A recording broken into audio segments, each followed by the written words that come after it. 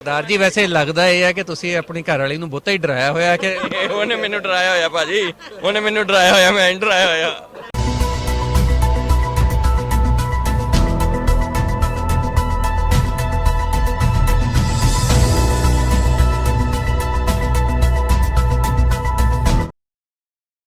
ਲੱਗ ਰਿਹਾ ਜੀ ਇੱਥੇ ਆਇਓ, ਪਹਿਲੇ ਤੇ ਦੱਸਣਾ ਜੀ ਕਿੱਥੋਂ ਆਏ ਹੋ, ਕੀ ਨਾਂ ਤੇ ਫਿਰ।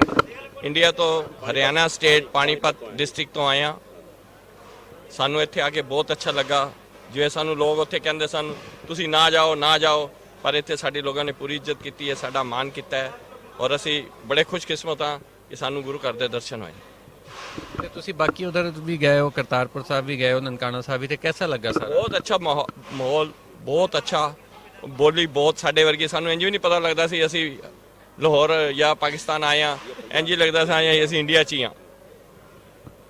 ਅੱਛਾ, ਇੱਥੇ ਤੁਸੀਂ ਬਾਜ਼ਾਰਾਂ 'ਚ ਵੀ ਗਏ ਹੋ, ਖਰੀਦਦਾਰੀ ਵੀ ਕੀਤੀ ਹੋਣੀ ਆ, ਤੇ ਉੱਥੇ ਕਿਹਦਾ ਲੱਗਿਆ? ਕਿਸੇ ਨੇ ਤੁਹਾਨੂੰ ਕੋਈ ਬਹੁਤਾ ਰੇਟ ਤੇ ਨਹੀਂ ਲਾਇਆ, ਤੇ ਕਿਹਦਾ ਲੱਗਿਆ ਇੱਥੇ ਦਾ ਸਮਾਨ ਜਿਹੜਾ ਖਰੀਦਿਆ ਤੁਸੀਂ? ਦੇਖੋ ਜੀ, ਜਿਹੜਾ ਅਸੀਂ ਸਮਾਨ ਖਰੀਦਿਆ ਜਾਂ ਰੇਟ ਜ਼ਿਆਦਾ ਲਗਾਇਆ, ਉਹ ਤਾਂ ਹਰ ਇੱਕ ਆਦਮੀ ਦਾ ਆਪਣਾ ਬਿਜ਼ਨਸ ਹੈ, ਉਹਦੇ ਲਈ ਕੀ ਲਾਇਆ ਕੀ ਨਹੀਂ, ਜਿੰਨੀ ਸਾਡੀ ਸਮਝ ਸੀ ਅਸੀਂ ਉਸ ਹਿਸਾਬ ਨਾਲ ਸਮਾਨ ਲੈ ਲਿਆ। ਬੱਚਿਆਂ ਨੂੰ ਇਹ ਲੇਡੀ ਜ਼ਿਆਦਾ ਸਮਾਨ, ਲੇਡੀ ਨੂੰ ਅਸੀਂ ਸੂਟ ਲੈਣਾ ਲੇਡੀ ਨੇ ਸੂਟ ਲੈ ਲਿਆ। ਆਪਾਂ ਨੂੰ ਤਾਂ ਕੋਈ ਐਸੀ ਗੱਲ ਨਹੀਂ। ਜ਼ਿਆਦਾ ਘੱਟ ਵੱਧ ਤਾਂ ਮਹਾਰਾਜ ਦੇ ਹੱਥ ਹੈ। ਜਿਹੜਾ ਬੰਦਾ ਘੁੰਮਣ ਆਉਂਦਾ ਉਹ ਘੱਟ ਵੱਧ ਤਾਂ ਸਮਝਦਾ ਹੀ ਨਹੀਂ। ਅੱਛਾ, ਤੁਸੀਂ ਦੱਸੋ ਜੀ, ਤੁਸੀਂ ਕੀ ਕੁਝ ਖਰੀਦਿਆ ਵਾ ਇੱਥੋਂ? ਅਸੀਂ ਸੂਟ ਖਰੀਦੇ ਆ, ਕੁੜਤੇ ਪਜਾਮਿਆਂ ਦੇ ਕੱਪੜੇ ਖਰੀਦੇ ਆ। ਤੇ ਕਿੰਨੇ ਕੁ ਲਏ?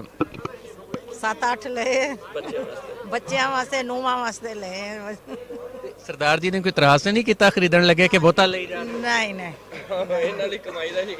ਨਹੀਂ ਇਤਰਾਜ਼ ਨਹੀਂ ਕੀਤਾ। ਉਹਨਾਂ ਨੇ ਕਿਹਾ ਜੋ ਚਾਹੀਦਾ ਲੈ ਲਓ। ਪਹਿਲਾ ਬੰਦਾ ਦੇਖਿਆ ਮੈਂ ਉਦਾਂ, ਜਿਹਨੇ ਕਹਿਤਾ ਕਿ ਜੋ ਚਾਹੀਦਾ ਲੈ ਲੈ, ਨਹੀਂ ਤੇ ਬੰਦਾ ਉਦਾਂ ਨਹੀਂ ਇਹ ਕਦੀ ਨਹੀਂ ਮਨਾ ਕਰਦੇ ਕਿਸੇ ਚੀਜ਼ ਨੂੰ। ਕਹਿੰਦੇ ਜੋ ਚਾਹੀਦਾ ਲੈ ਲਓ, ਪਰ ਸਾਡੀ ਆਪਣੀ ਸਮਝ ਹੈ ਬਈ ਅਸੀਂ ਕਿੰਨਾ ਲੈਣਾ, ਕੀ ਲੈਣਾ, ਜੋ ਲੈਣਾ। ਸਰਦਾਰ ਜੀ ਵੈਸੇ ਲੱਗਦਾ ਇਹ ਹੈ ਕਿ ਤੁਸੀਂ ਆਪਣੀ ਘਰ ਵਾਲੀ ਨੂੰ ਬਹੁਤਾ ਹੀ ਡਰਾਇਆ ਹੋਇਆ ਕਿ ਉਹਨੇ ਮੈਨੂੰ ਡਰਾਇਆ ਹੋਇਆ ਭਾਜੀ, ਉਹਨੇ ਮੈਨੂੰ ਡਰਾਇਆ ਹੋਇਆ, ਮੈਂ ਨਹੀਂ ਡਰਾਇਆ ਹੋਇਆ। ਗੁਰੂ ਕਿਰਪਾ ਹੈ ਜੀ, ਇਹ ਗੁਰੂ ਦੀ ਕਿਰਪਾ ਹੈ ਕਿ ਅਸੀਂ ਇੱਕ ਦੂਜੇ ਦੀ ਗੱਲ ਨੂੰ ਸਮਝਦੇ ਹਾਂ।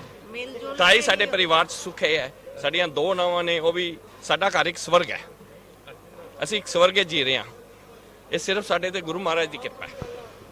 ਤੇ ਕਦੀ ਸੱਸਨੋਂ ਵਾਲੀ ਲੜਾਈ ਨਹੀਂ ਹੋਈ? ਨਹੀਂ, ਬਹੁਤ ਅੱਛੀਆਂ ਨੇ, ਬਹੁਤ ਅੱਛੀਆਂ ਜੌਬ ਕਰਦੀਆਂ ਨੇ। ਸਵੇਰੇ ਉੱਠਦੇ ਪੈਰਾਂ ਨੂੰ ਹੱਥ ਲਾ ਕੇ ਸਤਿ ਸ੍ਰੀ ਅਕਾਲ ਕਰਕੇ ਫਿਰ ਕਾਰਿਆ ਸ਼ੁਰੂ ਕਰਦੀਆਂ ਨੇ।